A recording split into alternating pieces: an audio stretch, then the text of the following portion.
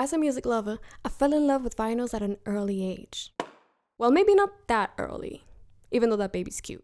And year after year, I collected a pretty big amount of records.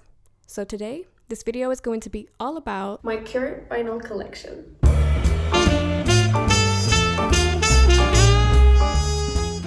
I'm going to begin this video with my oldest records, and this one is the oldest of my collection. It's the album Where Did Love Go by The Supremes. It got released in 1964, and it's actually an original copy from 1964. I'm going to show you the record.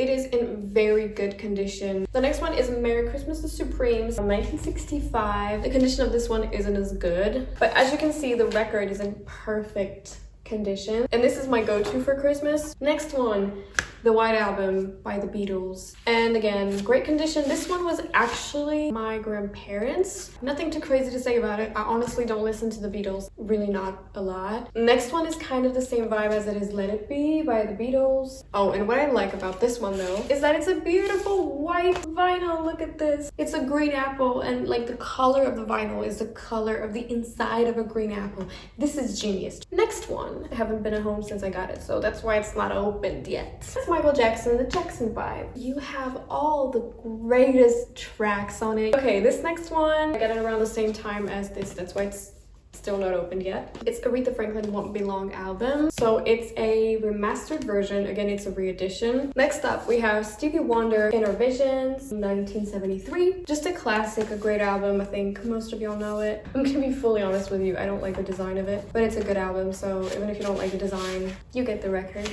Last album in this 60s, 70s era, Michael Jackson, Off the Wall. This is 1979, but it's a 2016 re-edition. Just a classic Off the Wall. If you have never listened to Off the Wall, do it right now. And I actually have two versions of Off the Wall. This picture disc, Next Era.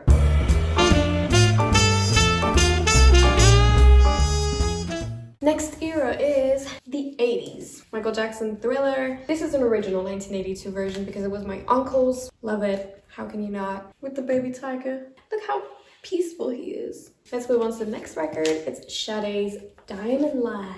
I love Sade. This is an original run from 1984. And the vinyl is in great condition as well. Just like basically any record I buy, because you can't listen to a vinyl that's damaged. You can, but it's extremely painful. If you want to start a collection, the most important thing is verify that the record is in good condition. As you can see, the cover can be destroyed. Sometimes the record is great. Now we have the Otis Redding Story. It's a record. At the time when I bought it, I was really young. I didn't really know Otis Redding's work. This one is probably one of my favorite albums of all time. All categories, all eras, and it's Michael Jackson Bad. This is a re-edition. It's a 2015 re-edition. The album was released in 1987. Finally, last one for the 80s era is this maxi single. It's a Michael Jackson Smooth Criminal single. It's the only record in my collection that's damaged. I hate the fact that the record doesn't play right, but the cover is really nice. I like it, so I keep it. Next era.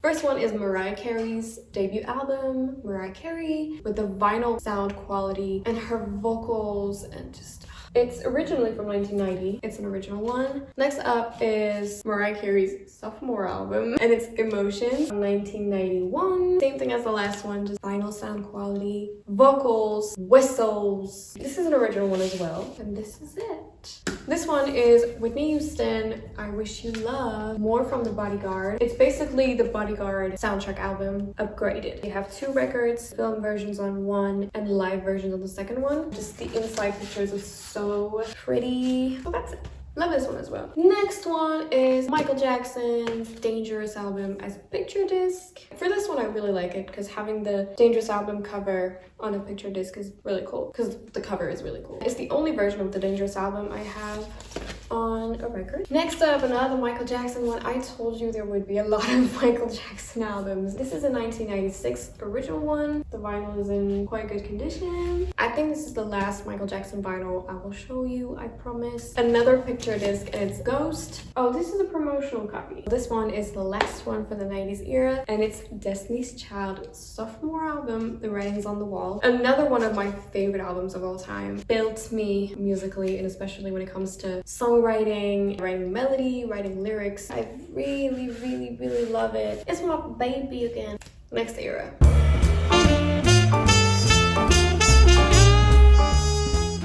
And we are entering the 2000s with Destiny's Child Survivor album. As you can see, Michelle is in the picture now. Next one is another monumental album in music history that you should listen to if you haven't. And it's Alicia Keys' debut album, Songs in A Minor. Beyonce's debut album, Dangerously in Love. Another classic. I should have warned you, I got a couple Beyonce records. Beyonce's second album, B-Day. Yeah, 2006. I don't know if this is a re-edition. This one is definitely original from 2003. We have another iconic album, Amy Winehouse, Back to Black. Another one you should listen to if you've never did. 2007, Next Era, Last Era.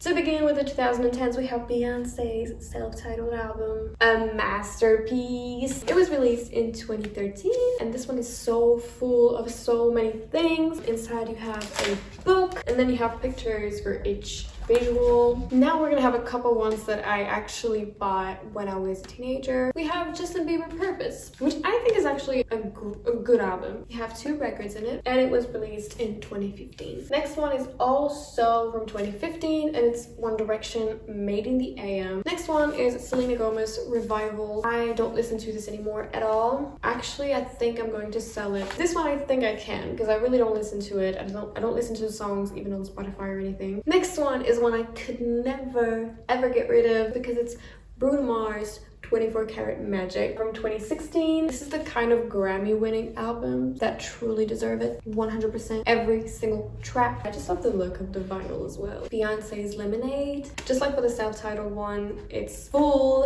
of so many things. It's like a treasure. You know, it just is really cool. It looks really cool. And one thing I really, really, really love, it's the yellow with the lemons. Lemonade. Next up, Dangerous Woman by Ariana Grande, another 2016 album, but one I listen to all the time.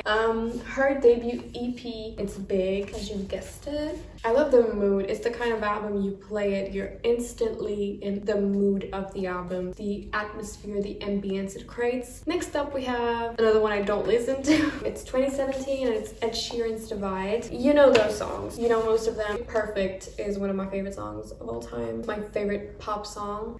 Now we have Daniel Caesar, Frillian. This is an album I listen to a lot, especially when I'm doing my makeup. I don't know why. Next one is Jorja Smith's debut album from 2018, Lost and Found.